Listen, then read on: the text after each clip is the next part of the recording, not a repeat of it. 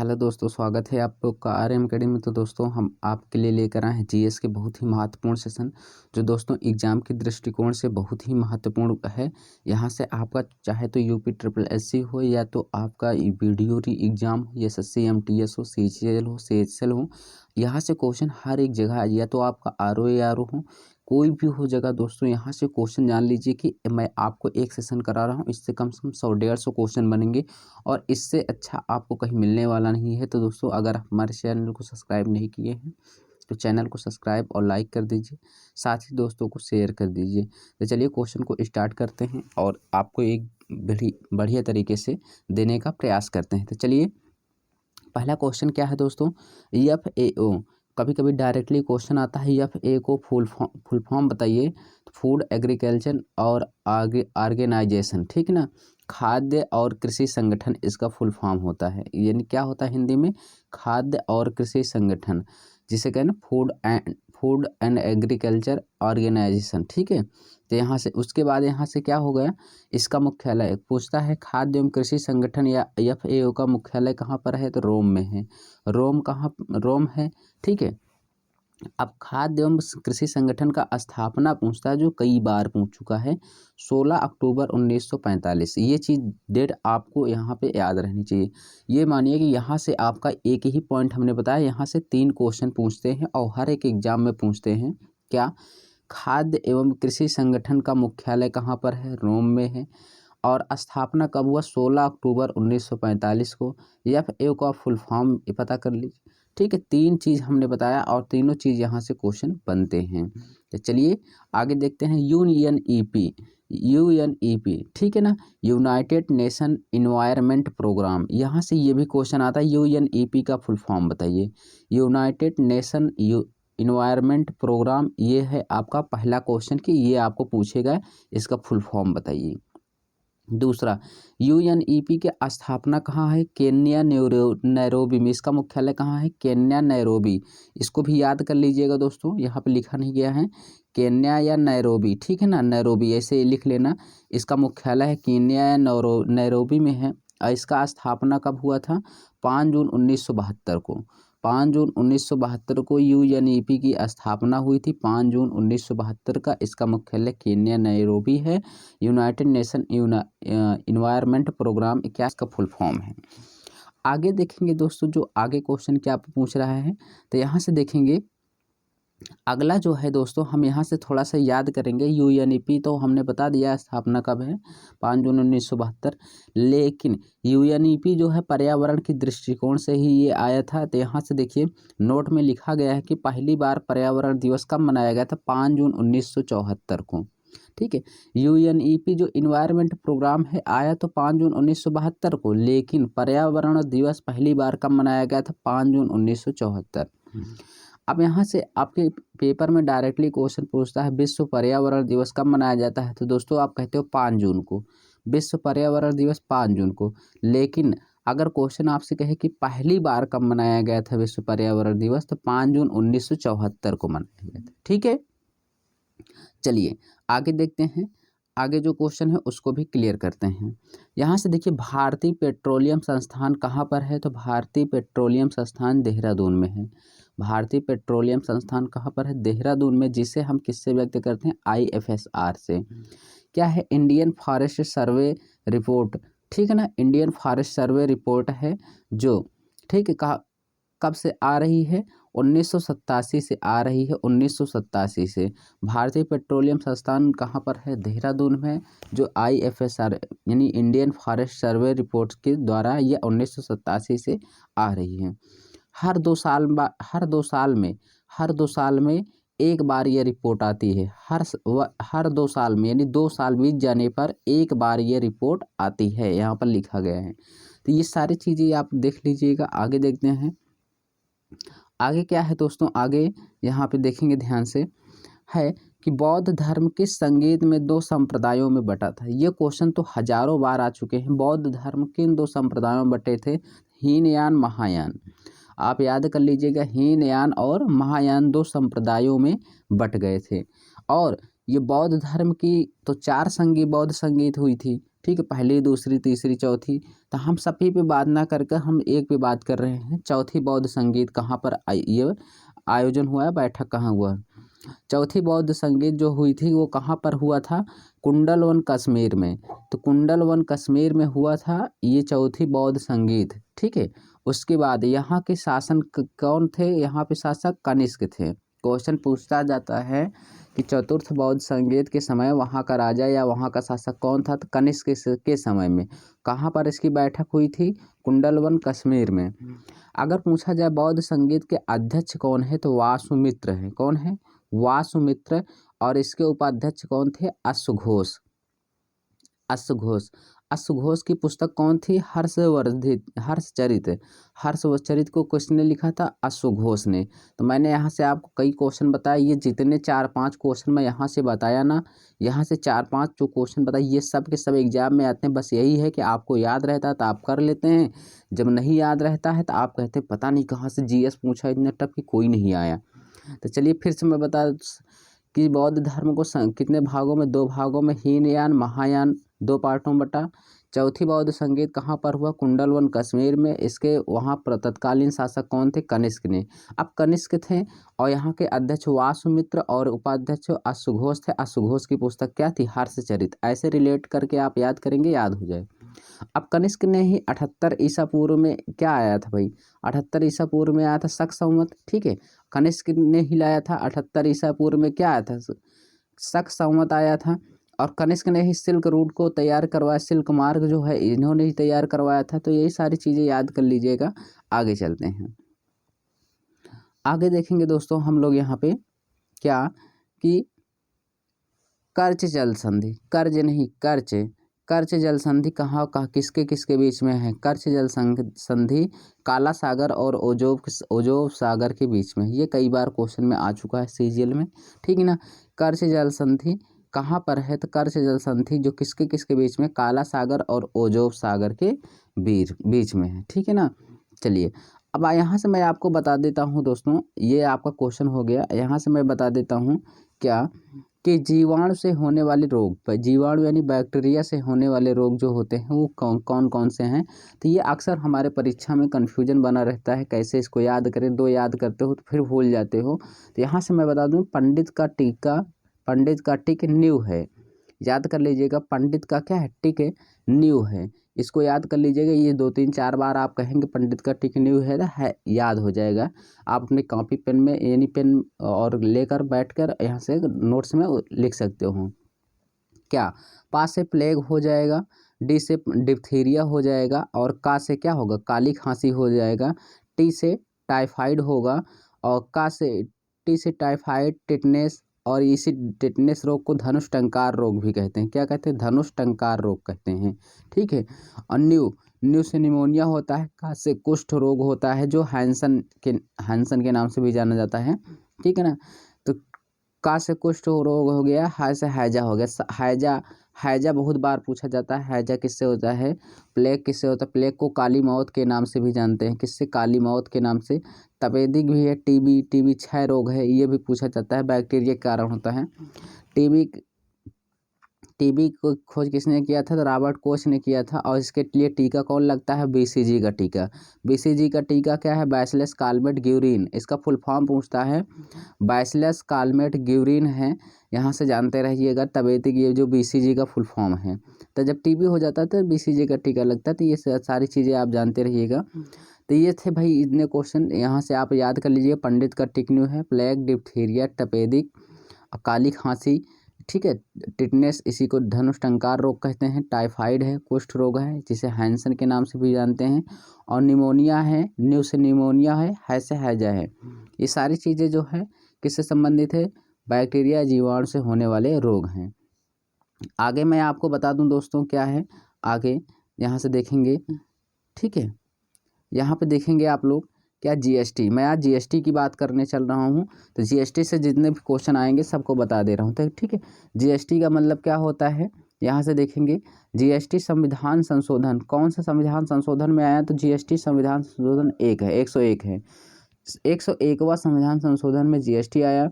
GST की स्थापना कब हुई, 1 जुलाई 2017 में। जीएसटी की स्थापना 1 जुलाई 2017 में हुआ। जीएसटी किस सूची में है? तो दोस्तों ये समवर्ती सूची में है। कैसा है? समवर्ती सूची है। हमारे पास 3 सूची होती है, संघ सूची होती है, राज्य सूची होती है और समवर्ती सूची होती है, ठीक है ना। तो ये 7 सूचियाँ होती हैं, ठीक है। तो हम ये जो जीएसटी है ये ठीक है ना, गुड सर्विस टैक्स, ठीक है ना। यहाँ से देखिए ये क्या है, समवर्ती सूची में आता है जीएसटी।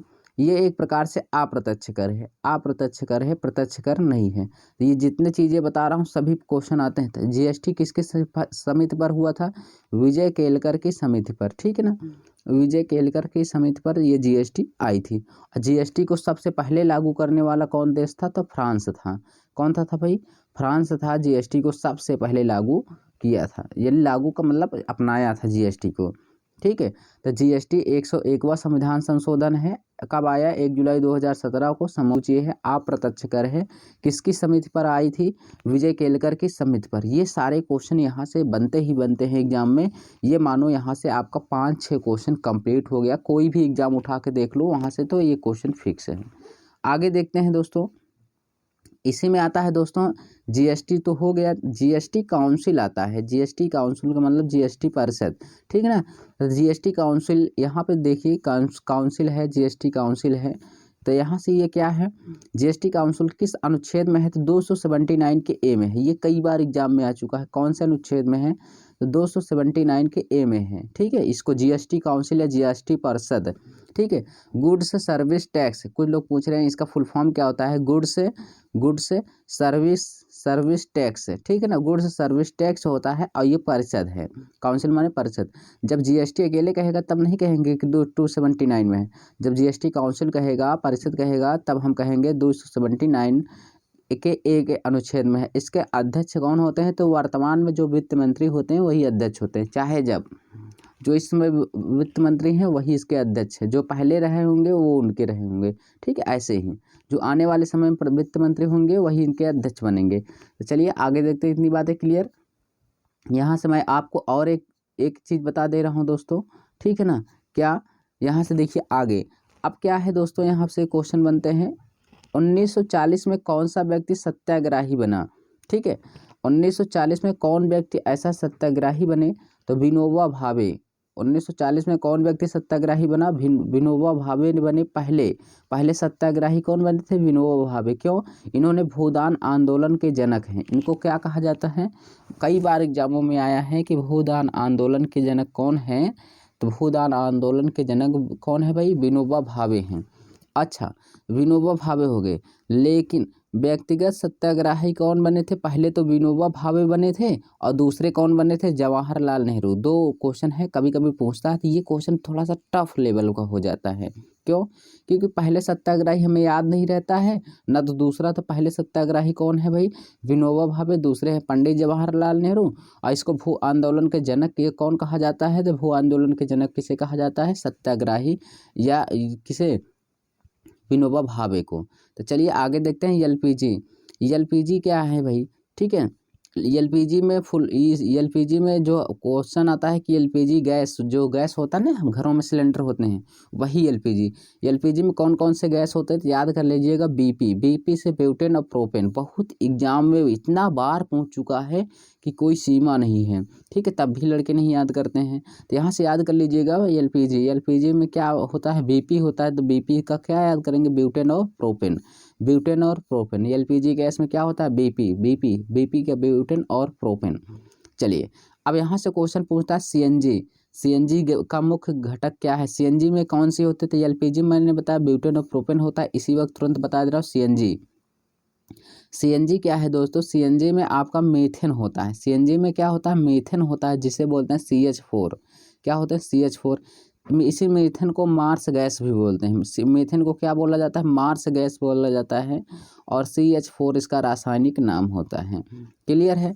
ये चीज़ें जो मीथेन होता है, मीथेन दोस्तों कहाँ पर मिलता है? दलदली भूमों पर मिलता है, ठीक है ना। और जो जानवर जुगाली करते हैं, जुगाली का मतलब जो पागुर करते हैं, वहाँ पर भी मिलता है, ठीक है। धान के खेतों में मिलता है और कोयला खदानों में भी मिलता है, ठीक है। तो ये 4 चीज़ें हैं। कभी कभी डायरेक्टली आपकी बार रेलवे में बहुत ज़्यादा पूछ रहा था कि मीथेन कहाँ मिलता है। तो ये धान के खेत में मिलेगा, जुगाली करने वाले जानवरों में मिलता है, ठीक है ना, दलदली क्षेत्रों में मिलता है, और ये कहाँ मिलता है, कोयला खदानों में। बातें क्लियर हुआ।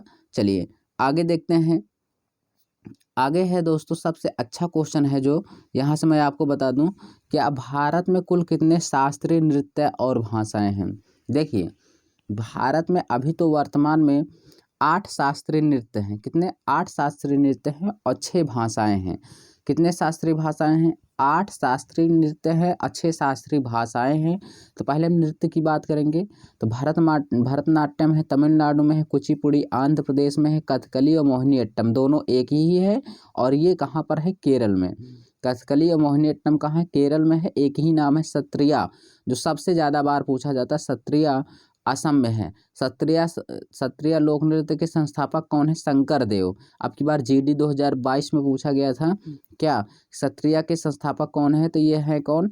शंकर देव। कथक कहाँ का है? उत्तर भारत या उत्तर प्रदेश का, ठीक है ना। मणिपुरी का मणिपुरी होता है, उड़ीसा का ओडिसी होता है, ठीक है। ये कितने हो गए नृत्य? आप लोग यहाँ पे देख पा रहे होंगे 8 लोक नृत्य हैं। तो भारत में कितने शास्त्रीय नृत्य हैं? शास्त्रीय नृत्य, इसी को लोक नृत्य भी बोलते हैं, ठीक है ना। लोक नृत्य, तो कितने लोक नृत्य हैं भारत में? कुल मिला के 8 शास्त्रीय नृत्य हैं। अब भाषाएं कितने हैं? 6 शास्त्रीय भाषाएं हैं।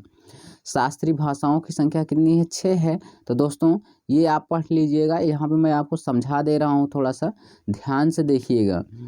शास्त्रीय जो भाषाएं हैं वो 6 हैं। अब की बार जो एनटीपीसी रेलवे का पेपर हुआ था, इतनी बार पूछ रहा था लगातार शिफ्टों में कि लड़के यहाँ से कर नहीं पा रहे थे क्वेश्चन।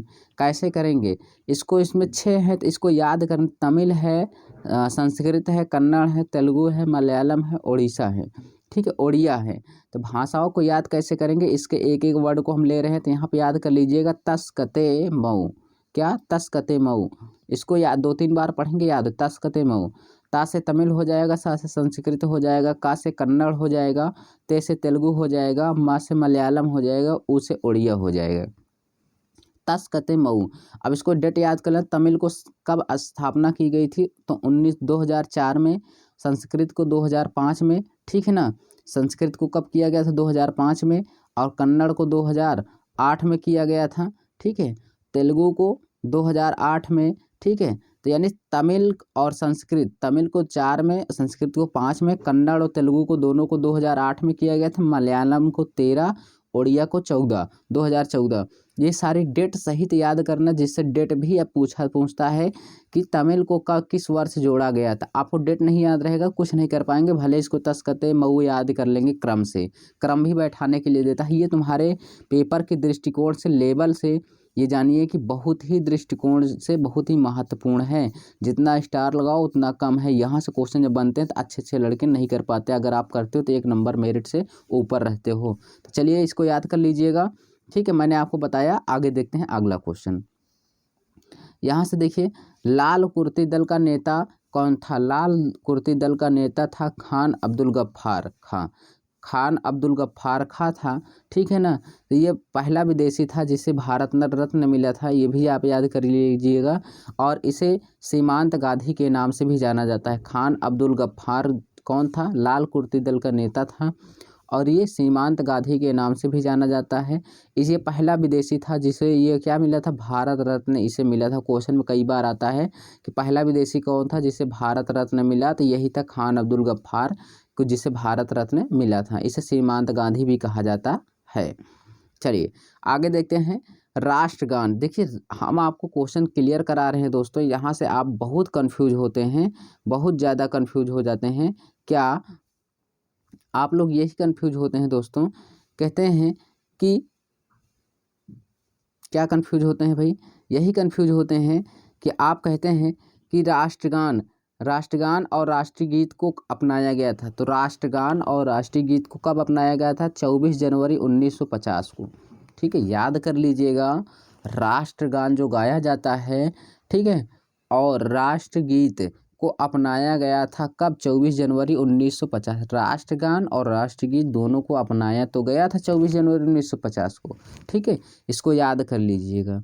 डेट पूछता है, कई बार पूछता है। और आगे देखिए, उद्देश्य या प्रस्ताव जिसे वर्तमान में, ठीक है ना, उद्देश्य या प्रस्ताव को जिसे वर्तमान में प्रस्तावना कहते हैं, वर्तमान में क्या कहते हैं, प्रस्तावना कहते हैं। पहले इसका क्या कहते थे, उद्देश्य या प्रस्ताव। प्रस्तावना भारत में कब आया दोस्तों, 13 दिसंबर 1946 को आया। प्रस्तावना भारत में 13 दिसंबर 1946 को आया, ठीक है ना, आया। लेकिन अपनाया कब गया था, देखिए दोस्तों, आना और अपनाना बहुत अंतर होता है। कोई भी चीज़ आ जाती है, क्या आप तुरंत उसको ले लेते हो, नहीं, कुछ दिन के बाद समझ में आता है तो लेते हैं, नहीं तो नहीं लेते हैं। जैसे मार्केट में कोई फ़ोन आ गया तो आया तो, लेकिन आप तुरंत नहीं लिए, लेकिन गए, देखे, समझे अच्छा है कि नहीं है, तो फिर उसको आप ले लेते हो, तब वो जाके हुआ अपनाया। तो यानी प्रस्तावना क्या है, 13 दिसंबर 1946 को आया था, लेकिन इसको अपनाया कब गया था, 22 जुलाई 1947 को प्रस्तावना को अपनाया गया था। डेट याद कर लेना, लिख लेना, नोट कर लेना, जब बहुत सी महत्वपूर्ण है दोस्तों। 22 जुलाई 1947 को अपनाया गया था, आया 13 दिसंबर 1947 को, लेकिन अपनाया गया 22 जुलाई 1947 को, यानी सॉरी, आया था 13 दिसंबर 1946 को और अपनाया गया था 22 जुलाई 1947 को। आगे देखते हैं दोस्तों, इसी से संबंधित है क्या दोस्तों, राष्ट्रध्वज। राष्ट्रध्वज जो है यहाँ पे देखेंगे, राष्ट्रध्वज को कब अपनाया गया था, राष्ट्रध्वज को 22 जुलाई 1947, यानी जिस दिन प्रस्तावना को अपनाया गया था उसी दिन राष्ट्रध्वज को भी क्या किया गया था, अपनाया गया था। प्रस्तावना और राष्ट्रध्वज दोनों को 22 जुलाई 1947 को अपनाया गया था, ठीक है।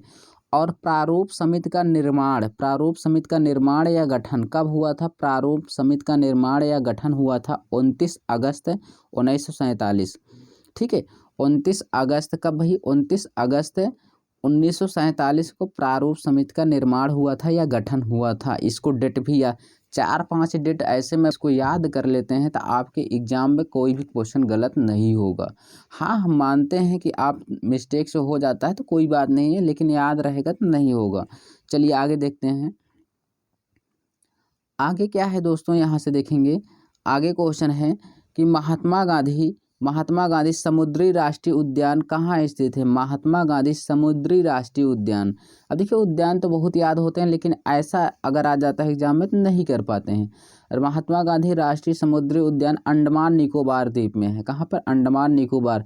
जहाँ पे क्वेश्चन पूछा जाता है अंडमान और निकोबार द्वीप समूह कितने डिग्री चैनल से अलग होते हैं, तो 10 डिग्री, ठीक है, जिसे 10 डिग्री के बोलते हैं, ठीक है ना।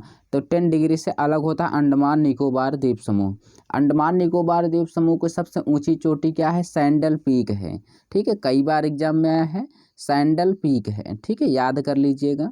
अच्छा, इतनी बातें क्लियर हैं। चलिए आगे देखते हैं, सत्रिया। सत्रिया क्या है दोस्तों, सत्रिया एक असम का नृत्य है। अभी ऊपर कर चर्चा करके इसके संस्थापक कौन थे, शंकरदेव। इसके कौन संस्थापक थे, शंकरदेव थे। ये कहाँ का नृत्य है, ये असम का शास्त्रीय नृत्य है, ठीक है, शास्त्रीय नृत्य है। तो दोस्तों यहाँ से जितने भी क्वेश्चन थे हमने आपको एक एक क्वेश्चन कराया दोस्तों, ठीक है। आपको मैंने ऐसे ऐसे क्वेश्चन लेकर आया दोस्तों, यहाँ से सारी क्वेश्चन देख लीजिए आप। अगर आपको ये वीडियो पसंद आई हो, ठीक है, अगर ये आपको समझ में आया हो, ठीक है, तो हमारे इस चैनल को सब्सक्राइब और लाइक कर दीजिएगा, साथ ही में दोस्तों को शेयर भी कर दीजिएगा। दोस्तों इसी तरह से हम आपको जीएस के क्वेश्चन लेकर आते रहेंगे। और ये हमारा पार्ट 3 था दोस्तों, इसके पहले 2 पार्ट हमने कंप्लीट कर दिया है। आप देखना चाहते हैं तो देख सकते हैं। तो हम मिलेंगे आपको नेक्स्ट वीडियो में, तब तक के लिए धन्यवाद।